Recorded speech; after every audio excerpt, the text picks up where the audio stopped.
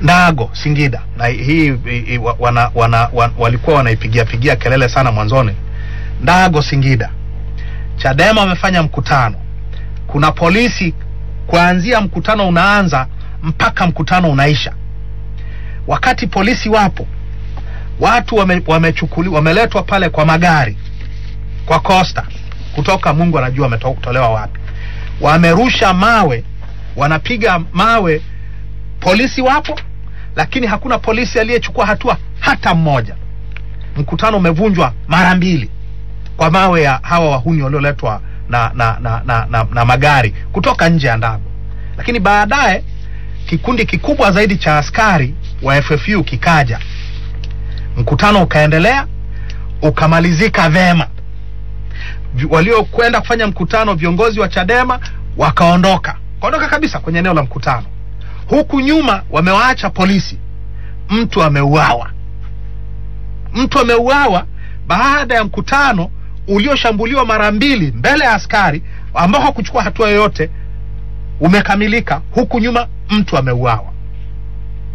Iringa, Morogoro tulikuwa tufungue kazi yetu ya kisiasa tarehe 8. Tukaambiwa kuna 8 waziri mkuu anakuja hapa. Tukasema sisi hatufanyi mkutano wetu kwenye eneo la 8. Naenda mbali kabisa. Hapana. Jeshi la polisi halina askari wa kutosha. Tukasema fine. Hiyo siku ya 8 ambayo tunaambiwa jeshi la polisi halina askari wa kutosha, wamemwagwa askari zaidi ya 200 na magari karibu 40 ya deraya, haya magari ya kivita haya ya mapolisi, kuhakikisha kwamba hawalindi 8 ila wanahakikisha Chadema hawafanyi mkutano. Tukasema fine. Tutaenda kufanyia basi Mvomero, mbali na Morogoro. Tukaambia huko hamwezi mkafanya kwa sababu walimu wamegoma. Kusema fair enough. Tutaenda kufanyia Ifakara, kilomita karibu 300 kutoka Morogoro. Sasa kuanzia Ifakara mpaka hayo matukio ya Morogoro ya mtu kuja kuuawa, tumefanya mikutano zaidi ya 400. Morogoro nzima mikutano zaidi ya 400 katika vijiji, kata na maeneo ya Morogoro. Hakujatokea tukio hata moja la mtu kurushiwa jiwe. Tumerudi Morogoro kuja kumalizia kampeni yetu, operation yetu ya Morogoro. Tulishatoa taarifa, tulishazungumza na IGP, tulishazungumza na Mngulu, makamanda wakubwa wa polisi hao. Tumekubaliana kwamba tunapokuja kufanya hii mikutano na maandamano, tuwe tunawasiliana na polisi ili tuhakikishe kwamba mambo yanaenda sawa. Sasa siku ya Morogoro tunaambiwa hivi, tunaitwa asubuhi na mapema na RPC. Tunapofika kwa RPC tunapewa barua inayosema, unajua nini, barabara za Morogoro ni nyembamba sana, hamwezi mkafanya maandamano kwa sababu barabara za Morogoro ni nyembamba na leo ni siku ya Jumatatu, mtasumbua watu. Sasa hii ni nini? Tulishakubaliana kwamba tuwe tunashauriana, tuwe tunakubaliana kwamba hiyo njia ya maandamano, kama tunafanya maandamano, ni ipi, na maandamano ni haki ya kila chama. Sasa wenzetu wengine hawataki kutumia haki yao, hawataki kufanya mikutano, hawataki kufanya maandamano, lakini wao kushindwa au kutaka kusiwazuie wengine. Anyway, nizungumze ya Morogoro. Tukaambiwa kwamba kwa sababu barabara za Morogoro ni nyembamba, hamwezi mkafanya na nini kule. Sasa hiki ni kisingizio. Wakati huo sisi tumeshajiandaa, wala hakuna fujo. Morogoro watu wamevamiwa pale roundabout ya Msamvu. Watu wako kwenye mapikipiki, kwenye magari, wamepigwa mabomu kweli. Huyo Alizona amepigwa risasi mbele ya viongozi wa Chadema. Kuna eyewitnesses, amepigwa risasi na polisi. Sasa baada ya kuona wameua, sasa basi endeleeni. Maandamano yalifanyika Morogoro baada ya polisi kuwa wameua ndio wakaongoza maandamano paka kwenye eneo la mkutano. Tukafanya mkutano wa amani, mkutano ukaisha kwa amani. Kesho yake Iringa, tunaenda Iringa. Afande Chagonja no, Siro akaja kutoka Dar es Salaam. Jamani, sensa hamwezi mkafanya mikutano hiyo ya Morogoro ya Iringa kwa sababu ya sensa. Tukamwambia watu wanafuatwa majumbani kwa ajili ya kuhesabiwa, hawafuatwi kwenye viwanja vya nini, vya mikutano. Tukakubaliana baada ya mazungumzo marefu sana, tukakubaliana kwamba okay, hatutafanya nini hiyo mikutano mpaka zoezi la sensa litakapomalizika. Hada mheshimiwa samahani hapo naona kuna mengine ambayo tunaweza kwa tunayarudia, lakini ni kwa nini sasa kila tukio karibia matukio mengi ambayo yanahusiana na vurugu, ni kwa nini Chadema inakuwa inahusika? Asante sana. Hakuna Chadema, nafikiri kwa sasa hivi kwa Tanzania hakuna chama kinachofanya mikutano kuliko Chadema. Sio CCM, sio NCCR, sio CUF, sio nani. Chadema ndio inayofanya kazi ya kisiasa kuliko chama kingine chochote nchi hii kwa maana ya kufanya mikutano. Hilo jambo la kwanza. Jambo la pili, katika maelfu ya mikutano ambayo tumefanya, matukio pekee ambayo watu wameumizwa, watu wameuawa, ni matukio ambayo polisi wamevamia. Walivamia Arusha wakaua watu 3. Wamevamia Morogoro wameua mtu mmoja. Wamevamia Iringa wameua mtu mwandishi wa habari. Na nafikiri vizuri nieleze Iringa kidogo. Hatukuwa tutafanya mkutano wa hadhara. Tumefungua matawi mawili. Kwenye tawi la kwanza polisi wapo, RCO yupo, mkuu wa FFU yupo. Tukaambia jamani, hata kufungua matawi mnatukataza. RCO Wankyo akasema hii ni shughuli ya ndani ya nini ya chama, acheni wafanye nini, acheni wafanye shughuli yao. Kwa hiyo kwenye tawi la kwanza tumefungua tawi, FFU wapo, RCO mkuu huyo wa FFU yupo, wote shughuli imefanyika kwa amani. Tumekwenda Nyololo kwenye kata, amekuja RPC, watu wako kwenye ofisi, RPC amepanga askari wake kuzunguka ile ofisi, anasema piga. Watu wako kwenye ofisi, watu wamepigwa mabomu, askari wanapiga mabomu ndani ya ofisi, wanapiga mabomu watu walioko ofisini. Mwandishi wa habari, picha mmeziona, mwandishi wa habari ambaye anaenda kuambia polisi huyo mnayempiga ni mwandishi mwenzangu, amegeukiwa yeye, amepigwa, hatimaye amepigwa bomu point blank kwa picha zinazoonekana. Na kwa sababu ya matumizi haya ya nguvu, sio tu wameua mwandishi wa habari, wamevunja mguu wa askari mwenzao, tena afisa mwenye nyota mabega. Nachotaka kusema ni kwamba hakuna mkutano hata mmoja ambao Chadema wameanzisha fujo, hata mmoja. Mikutano yote Iringa, Morogoro, Arusha, watu wameuawa na polisi kwa sababu polisi wamevamia maandamano halali, wamevamia mikutano halali. Kwa kusema kwamba Chadema inaandamana na vurugu, Chadema haiandamani na vurugu. Inayoleta vurugu ni jeshi la polisi ambalo badala ya kufanya kazi ya kulinda mikutano na kulinda maandamano, ndivyo inavyosema sheria ya vyama vya siasa. Kila chama kina haki ya kufanya maandamano na mikutano na kina haki ya kulindwa na polisi. Polisi wetu badala ya kulinda wanakuja wanavamia, wanapiga watu risasi. Hapo ndipo tulipo. Nikushukuru sana. Mimi nadhani tuweke rekodi vizuri kabla hatujarudi Mwanza. Tuweke rekodi vizuri. Si vizuri sana kwa mtu mzima kudanganya umma. Tundu Lissu anachofanya hapa, anataka azungumze uongo kabisa wa wazi ambao ni kudanganya. Amezungumza matukio ya Arusha, matukio ya Ndago kwa uongo uliopitiliza. Mimi nasema huyu kakaangu, yaani ukifika mahali unasema uongo wa namna hii, sasa hapa ndipo ambapo tunataka. Na mwanzoni nilizungumza habari ya viongozi kupotosha watu kwa lengo la kuvunja amani. Hichi ndicho ambacho kinafanyika. Sasa kama tunataka mjadala tupeleke huko, twendeni. Nikushukuru Nape, na bado kuna nafasi vikubwa tu ambavyo tutaweza kuzungumza na mtatoa kile ambacho mnafikiri kwamba kinaweza kikawa na manufaa kwa mwananchi. Lakini kwa muda huu basi nikurudishe mtazamaji kwa mwenzangu Yahya Mohamed kwa ajili ya kuendeleza mjadala huu. Karibu.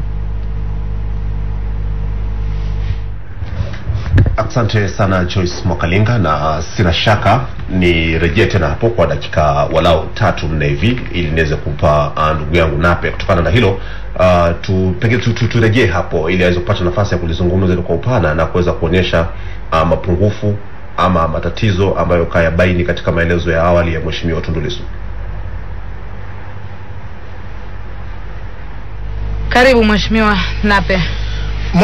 Moja ya jambo kubwa ambalo linanisikitisha kwa kakaangu Lissu ni namna ambavyo anataka umma uamini mtiririko wa haya matukio anayodai ni ya polisi kuua, ni ya watawala kuua manake, na ukisema hivyo manake unazungumza ni serikali ya nini? Serikali ya CCM. Nasema haya matukio yote aliyoyazungumza ukiyafuatilia, kwa mfano tukio la Ndago watu wamemfukuza kada wa CCM, wameenda wamebomoa nyumba, wameenda wamemuua ndani ya nyumba. Hili halisemi, anasema walishaondoka huku nyuma, wamebaki polisi, manake ni polisi wameua, ili kwamba mwisho wa siku ionekane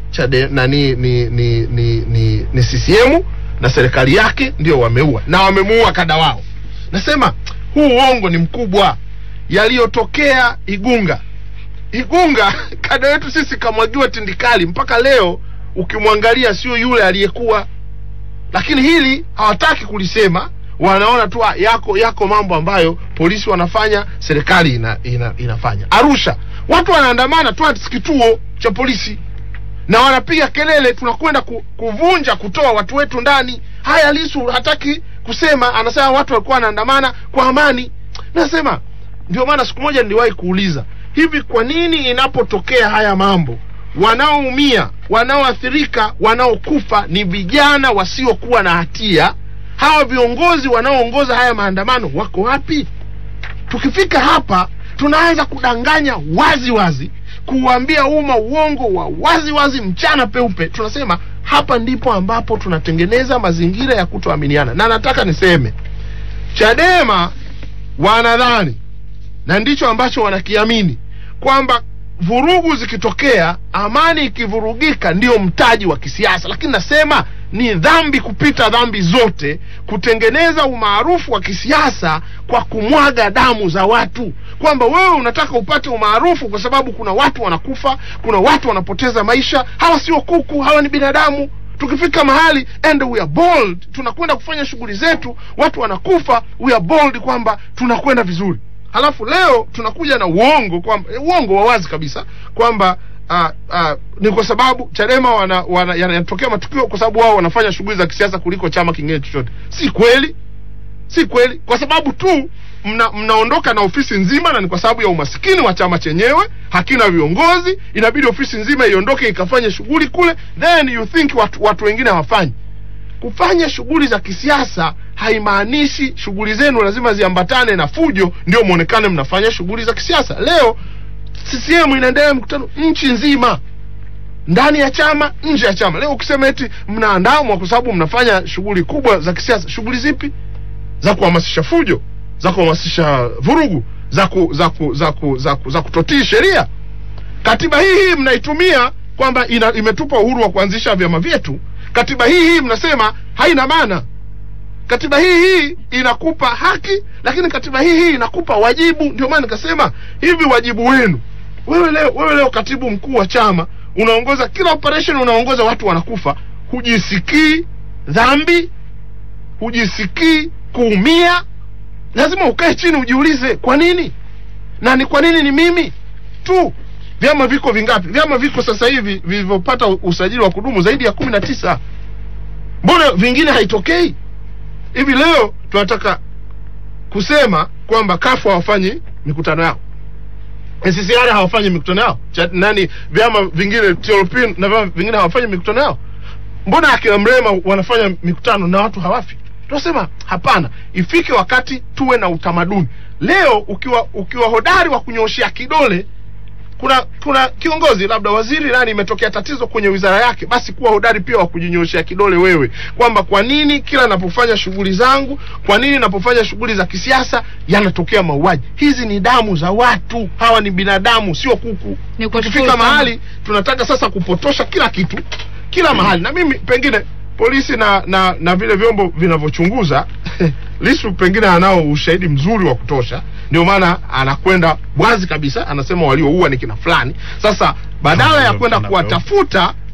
kwenda kuwatafuta, tutafute ushahidi kwa hao ambao wanasema walioua ni kina fulani, tuweke wazi tu. Lakini tukiachukua ya matukio tunayatengenezea uongo. Unajua pana tabia ya hasa print media, wakati mwingine una sensitize news yako ili nunuliwe. Sasa wanachofanya wana sensitize haya matukio ionekane ni sio, unajua kila kitu kitakachofanyika dhambi hii ni ya serikali, dhambi hii ni ya watawala. Na hii ni kwa sababu ya kuamini kwamba role ya amani na utulivu wa nchi yetu ni role ya watawala na si role ya kila mmoja. Kila mmoja ana wajibu wa kuhakikisha hii amani inakuwepo. Nikushukuru sana Mheshimiwa Nape Nnauye.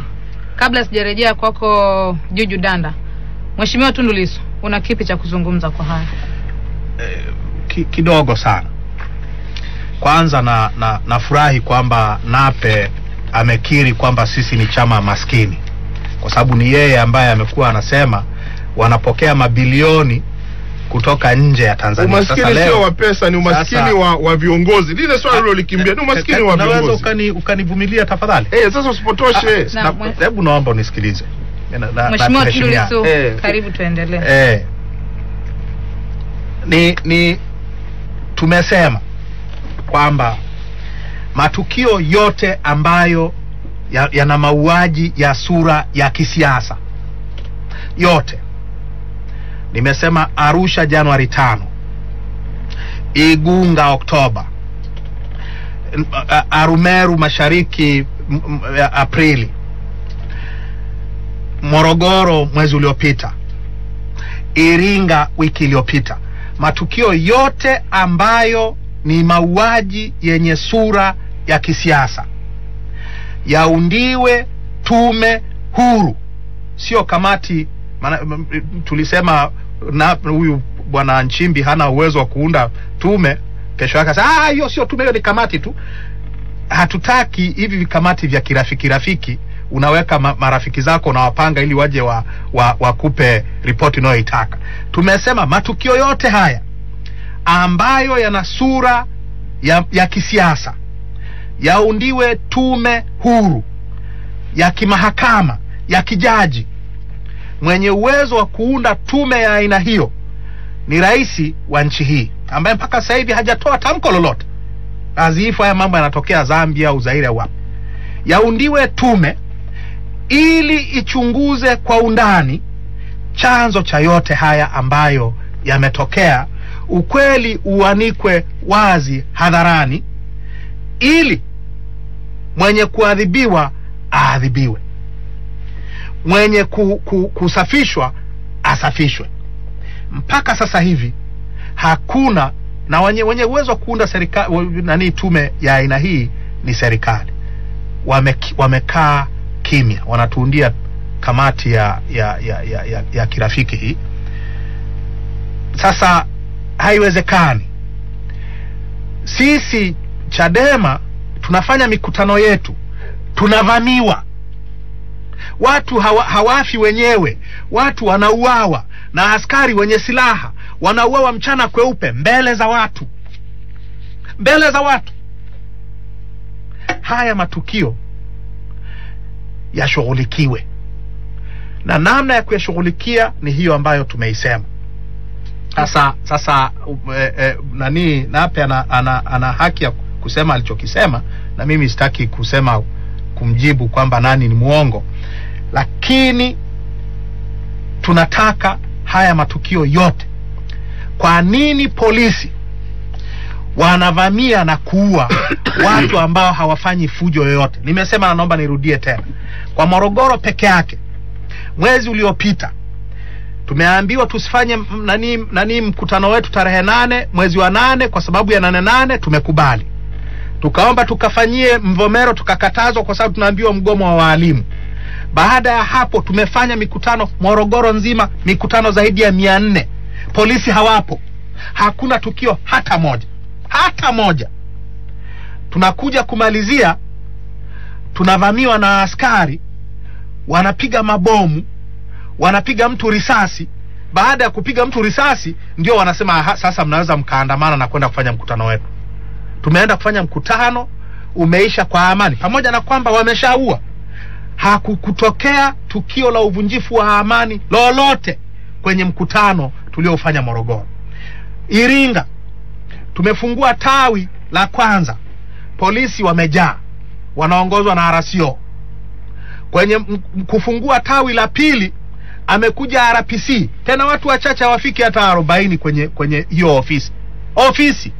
Wanazungukwa, wanapigwa mabomu point blank ofisini.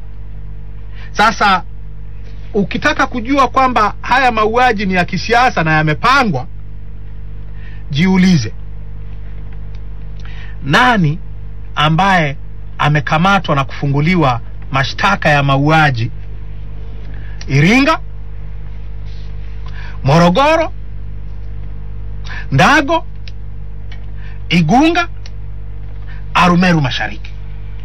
Matukio ambayo yanapangwa, wauaji wanaachiliwa hivi, hawachukuliwi hatua. Sasa hiyo italeta maneno. Na Nape anasema kwamba nadanganya waziwazi. Nimesema hastahili kujibiwa, kwa sababu matukio yote ambayo nimeyasema yametokea mchana kweupe. Ndago walitaka kusema yule mtu aliuawa wakati wa mkutano. Tukawaambia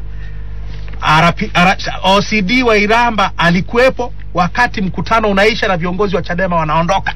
Nikushukuru sana Mheshimiwa Tundu Lissu. Kabla ya kurudi jijini Mwanza, nirejee kwako Mheshimiwa Juju Danda. Umefuatilia vizuri mjadala, una lipi la kuzungumza? Kwanza nianzie tu padogo sana kwa ndugu yangu Tundu Lissu. Na mimi kuna hoja ambayo imenigusa, ile inayosema kwamba ndio chama kinachofanya kazi ya siasa pekee zaidi Chadema. Niseme tu kwamba ni ngumu sana kujua mikakati wengine wanafanya mikakati ya namna gani au wanaanisha siasa za namna gani. Kwa sababu siasa sio kwenda tu kwenye majukwaa ama kwenda kwenye majukwaa na kuwa na pool ya watu wengi ikamaanisha siasa. Kuna watu ambao wanafanya smuggling politics, kwamba siasa za chini kwa chini na wanakwenda. Na ndio maana utagundua kwamba tangu siku za nyuma chama cha NCCR kilikuwa ndio chama cha upinzani kikubwa, na tukadhani kwamba tukiingia kwenye uchaguzi unaokwenda tutakwenda vizuri zaidi. Kumbe kafu ilikuwa inajipanga sana. Baadaye kafu ikaja kapiku baada ya miaka 5.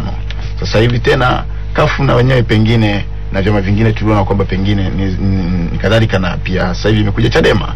Kwa hiyo ni kama mpira wa kupokezana, huwezi kujua yule unayemwona pengine ni mdogo au yupoje anafanya vitu vya namna gani. Sasa hilo la kwanza hilo. Kuhusu mjadala ambao unaendelea, nadhani bahati nzuri mimi wote ni comrades wangu. Ninachokiona pia hapa ni friction pia vile ni friction ya kuongoza ndio ambayo iliyopo. Na haya nafikiri yataendelea zaidi kwa sababu kuna mwingine atahitaji kubaki madarakani, pengine kuna mwingine anaona anasogea. Kwa hiyo friction lazima itaendelea.